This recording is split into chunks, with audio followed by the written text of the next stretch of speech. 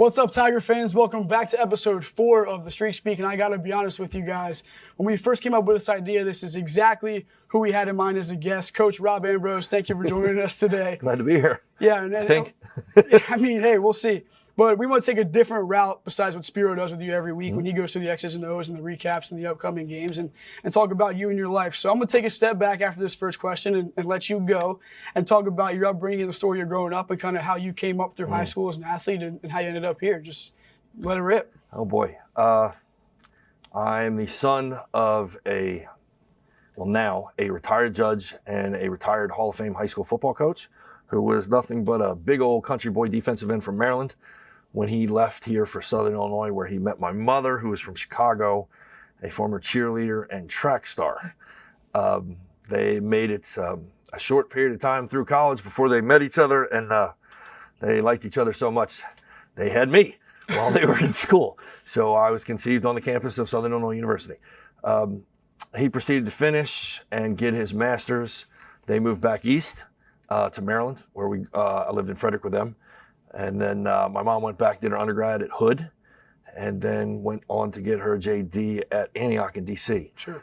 So we did all that while we basically lived on a farm, 10 acres. We had cattle and a big garden, because back in the 70s, if you were poor, if you didn't have cattle, then you weren't eating meat. And if you didn't have a garden, you pretty much weren't eating food. So sure. We worked the farm, we lived the farm.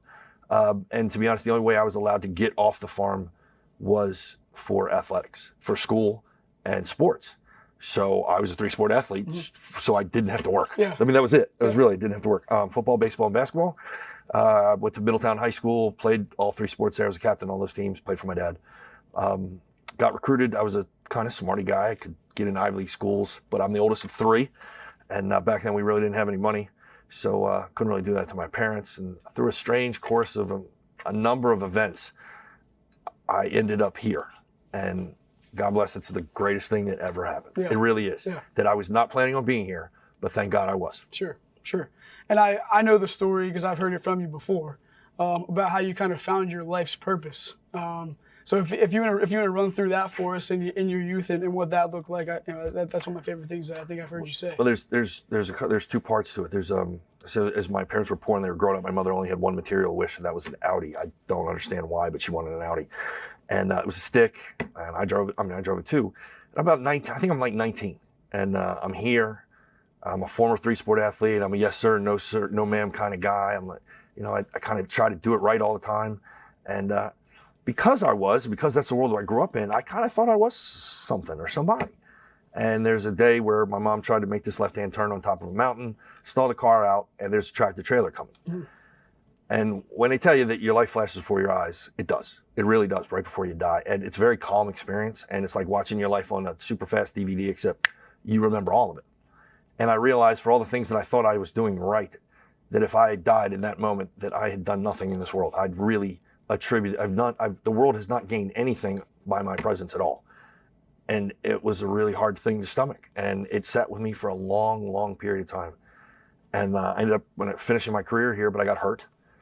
And I was planning to maybe go to Europe and play, and that was out the window. And all my life's plans were thrown away, getting injured. And Gordy Combs asked me to be a student assistant coach my senior year. And and my dad's in the Hall of Fame as a high school football coach. Yeah. I didn't suck at the job. I wonder why. and I kind of treaded water like a bunch of you guys, like when you graduate, like I didn't know what I wanted to do. I really didn't. Football threw me off. And eventually I found my calling in the game. I realized that this is not the job I'm supposed to do. This is what God wants me to do. Right. And as you've gone through all these years, what's the biggest evolution you've seen in the players that you've had to adapt to as a coach that you've just changed through in the last decade or 2? Oh gosh. I mean, if you go back to like this, I grew up on a football field. Right. So I remember football players in the 70s very distinctly, and who and what they were, and in the 80s and in the 90s. I've been around for a while. There's a couple more decades we could talk about. Yeah. And the game evolves, obviously, but so as well as the players. And I said probably the best thing we've done as a sport is care more about the physical toll that the game takes upon us. And I think that would be the one that everybody has grown up in. And that's better for the game, better for the kids. Sometimes I think the pendulum swings a little too far, one way or the other, but the health and safety aspect, the nutritional aspect is so much more intelligent now than it was decades ago. Yeah, yeah. And then you have a family life that obviously evolves with your career too. So just talk a little bit about balancing that and what that's kind of meant for you. What inspires you from your family to professional career and vice versa? What you carry into both, and kind of how you do that. And growing up in the football umbrella with my dad, where football is so much a part of our life in everything we do, and you have to accept the fact that your family unit isn't your family unit. It's much bigger than that. Right. It's the staff and their kids. It's the players and all that's involved with that, no matter how old I was. So family was a big deal in a big way.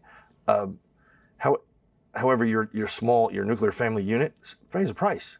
Being the child of a coach or a wife of a coach or a spouse of a coach is incredibly challenging. We, as coaches, we devote so much of our life to a whole bunch of people who do not carry our last name. Right. And that, for kids, that's a challenge to understand. And I've watched growing up how it affected other kids poorly. And I always decided, my wife and I sat down and we had a serious conversation. And we were going to make decisions not based necessarily on a career. We have to pay the bills, but we're going to do it for the kids. Mm-hmm. So there's multiple jobs that I've turned down over the years in an attempt to give my family stability, to grow up in one place, to have friends, to be able to plant roots and say, I'm from here. My daughter was born here. She spent 8 years in Connecticut. My son was born in Connecticut, but he spent over a decade here. Right. So, we've only moved twice. And I think for me, that was important as a father, that had to be important. I can't be preaching about family and doing things for the greater good for your family and then be running around chasing every job and every dollar in the world. Right. And no offense, who doesn't love his town? Who doesn't love his school? Like I've spent more years, I'm not from here, but I've spent more years in this town than I have anywhere else on the planet. Right. And that's perfect lead into where I was going is, as both a player and a coach, what gives you the most pride about being here at Towson? What are some of the things that you want to brag about to everybody else? Well, there's always platitudes and things that kids have achieved or teams have achieved or programs have achieved. I say that one of my happiest moments in everything is watching so many different teams, especially over the last 14 years. So many different teams have so many avenues of success. Sure. And knowing that I was part of the 80s crew. I was here in the 80s when things were rough. Yeah. And, some teams, there were some successes here and there, but now watching teams build over decades and watching how the world sees Towson University athletics. It's baseball, softball, basketball, golf, women's golf, football, anybody, like all our sports. We're nationally respected now. Mm. And it wasn't always that way. Yeah. And knowing that it might have had a small part to play in that, yeah, that's pretty cool. Yeah, exactly. And I think a lot of us are on that track, and that's why we're having these conversations and kind of getting out a little bit further because there is so much here to be proud of and really enjoy. And when you talk about all the guys that you bring in and their families and all that, what does your recruiting process look like? Because this year they're the most guys on the roster I think there ever been. So how do you balance all that with getting guys in here and making sure that they're the right fit? It's a challenge. It's more challenging now than it was a decade ago. The transfer portal's made life pretty interesting. Everybody gets to go wherever they want, whenever they want. So your evaluation, it used to be that you start recruiting a kid when he's a junior in high school. Right. And you're developing a relationship with him, and you're not necessarily developing a relationship with him to convince him to come to your place. You're doing it because you want to know who he is or who she is, who they are, how they're going to fit into the culture of the sport in which you play. And for me, how are they going to fit into the diploma of which they're going to represent eventually, which is my diploma. Sure. So they're going to come here and they're going to be great people and do great things, and our diploma is going to be worth more money, right, or not.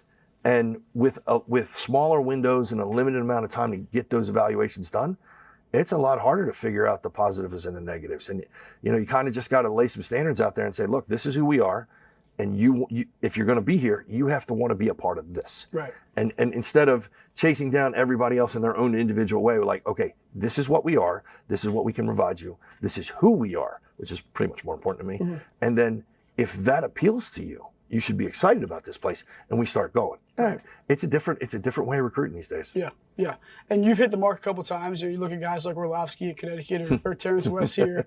But what is the difference between those guys and the rest of the guys? What makes them the professional guys? Even if it's CFL, AFL, sure, whatever that looks like, What's the separating factor? There's really no difference from going to high school to college and going from college to the NFL. Once you have the skill set, now granted, you got to have the skill set, and not everybody has it. Right. You know, there's a speed element, there's a strength element, and all this good stuff. Once you have the skill set, and there are plenty of guys in college athletics who have the skill set, it's the drive. It truly is. After that, it's the drive that they want it more than anything else in the world. There's tons of kids who want it more than anything else in the world that don't have the skill set, and they end up beating themselves up against a wall. But then you find all these talented individuals who had great skill sets and didn't make it. And it's because it really deep down wasn't that important to them. It's the ones when there's in the NFL, when there's only 32 teams and how many, like 8 teams, 10 teams in Canada? I mean, the XFL and the USFL is helping us out. Right. But before that, you're talking about 40 some teams and 50 guys on a roster and thousands of football players who come out every year. So fighting for these small spots is really hard.